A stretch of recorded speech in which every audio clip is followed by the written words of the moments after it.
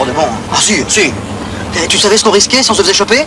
Quand un chômeur tombe sur une fille à papa, ça fait de sacrées étincelles. T'es encore tombé sur une nana, catastrophe. T'es une vraie tête à claque. Fanny Cotenson, Francis Perrin, dans Tête à claque. Consentez-vous à prendre pour épouse Mademoiselle Crispin Vautier-Sandrine, ici présente? Oui. Mort aux vaches. Qui c'est qui a dit ça? Un film percutant, jeudi 20h30 sur Radio.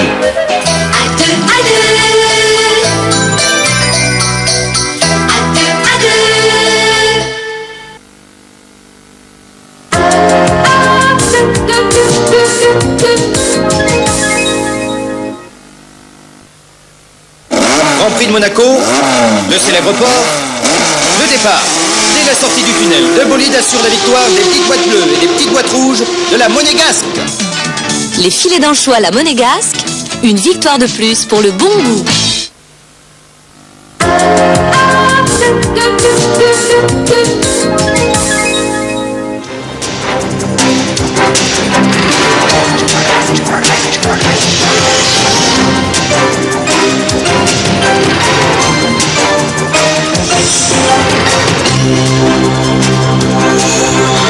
Retour sur Terre en douceur pour Yuri Romanenko. Il a passé 326 jours dans l'espace. La parole est maintenant aux médecins.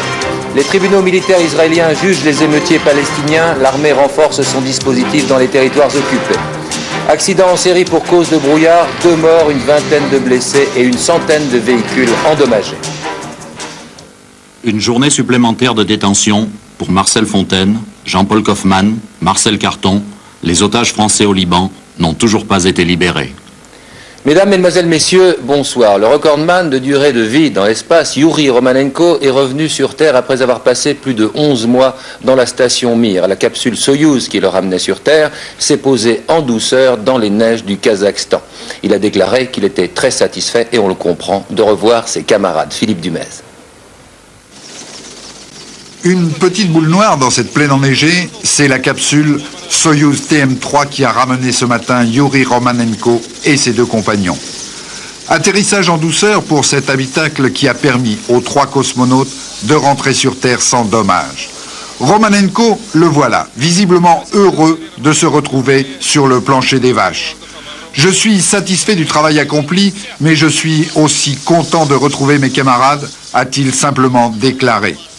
Cela étant, il a fallu le porter en civière pour l'amener à l'hélicoptère sanitaire venu le récupérer. Son long séjour dans l'espace va lui imposer certaines contraintes physiques. Cette mission de plus de 10 mois est incontestablement un succès de la conquête et de l'utilisation de l'espace. Il préfigure aussi les vols de très longue durée et les 2 cosmonautes qui ont remplacé Romanenko dans la station Mir sont là-haut en principe pour une année entière. À présent, aux médecins d'agir. 326 jours dans l'apesanteur entraînent des effets secondaires sur la circulation sanguine, sur le cerveau et aussi sur les os. Les spécialistes soviétiques vont étudier ces effets sur l'organisme. Il s'agit de savoir si l'homme peut s'habituer à passer de très longues périodes en apesanteur. Jean-Daniel Flézaquier. Chaque cosmonaute qui redescend sur Terre apporte avec lui une mine de renseignements médicaux qui vont permettre de mieux comprendre certaines affections des vaisseaux sanguins qui nous touchent, nous, simples terriens. Ainsi, dans l'espace, le sang se concentre entre la tête et les cuisses. Les veines des membres inférieurs ne travaillent quasiment pas. À cause de cela, à leur retour, et quand ils passent de la position assise à la position debout, les cosmonautes ont une chute de tension, ce qu'on appelle une hypotension orthostatique. Grâce à Romanenko et aux autres, on a déjà mieux compris les mécanismes de cette affection qui touche des milliers de personnes. On a aussi constaté que dans l'espace, les vaisseaux du cerveau encaissaient des pressions 10 à 15 fois ce que nous connaissons sur Terre. Une découverte qui permettra de mieux comprendre pourquoi ces vaisseaux seront plutôt à un endroit qu'à un autre. Enfin, et toujours grâce à l'absence de pesanteur qui facilite bien les choses, on a pu synthétiser dans l'espace des substances d'une très grande pureté et en particulier des médicaments. Très bientôt, on emportera donc des cultures de bactéries et de levures, véritables petites usines de génie génétique qui fabriqueront des médicaments pour lutter contre l'anémie ou encore contre les virus. Et on est encore bien loin d'imaginer tous les bienfaits qui vont nous venir du ciel. L'astronaute français Jean-Loup Chrétien s'est déclaré très heureux du retour en douceur de Yuri Romanenko. Selon lui, le cosmonaute soviétique aurait pu rester, s'il avait voulu, 1 an en orbite. Et on apprend à la seconde de Washington que la NASA a annoncé un nouveau report du retour des navettes américaines dans l'espace. C'était prévu pour le 2 juin prochain, à la suite d'un échec partiel d'un test qualifié d'important de la fusée d'appoint. Il y a un problème sur les boosters du vaisseau orbital américain. La Commission européenne a décidé d'accorder une aide d'urgence pour la population palestinienne vivant dans les territoires occupés. Ce soir à Paris, près de 400 personnes se sont rassemblées près du ministère des Affaires étrangères afin de protester contre ce qu'ils appellent la répression dans les territoires occupés. À Jérusalem, Yitzhak Shamir a annoncé qu'Israël expulsera certains Palestiniens malgré l'opposition des États-Unis. Dans le même temps, l'armée israélienne renforçait ses dispositifs à Gaza et en Cisjordanie. En Israël, les tribunaux militaires continuent à juger les Palestiniens arrêtés au cours des émeutes. Charles Anderle.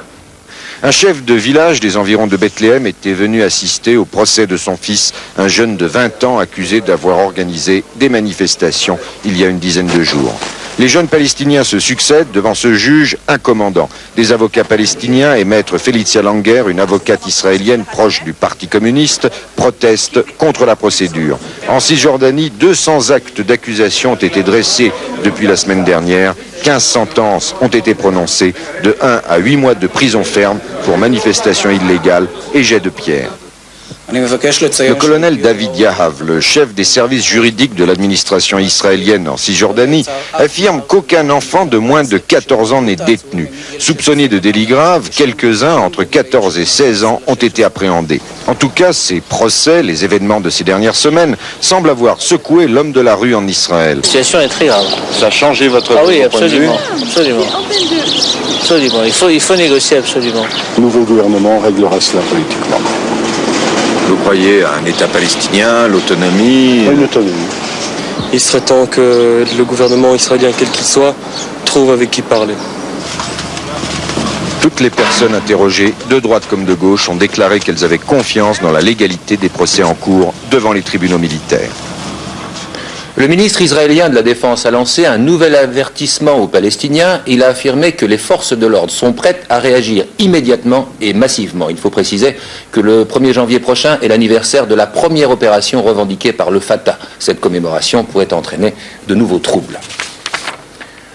Le premier Palestinien qui vient d'être nommé patriarche de Jérusalem a quitté aujourd'hui Israël pour le Vatican. Il sera consacré le 6 janvier prochain. L'abbé Sabah, âgé de 54 ans, sera ainsi le premier patriarche de Jérusalem à être né en Terre Sainte. Le prêtre, né à Nazareth, a déclaré qu'il était un homme de bonne volonté et qu'il ferait de son mieux pour contribuer à la paix au Proche-Orient. Le groupe Abu Nidal a annoncé aujourd'hui la libération prochaine de 2 filles de Jacqueline Valente. Nous sommes toujours sur Jérusalem avec le patriarche.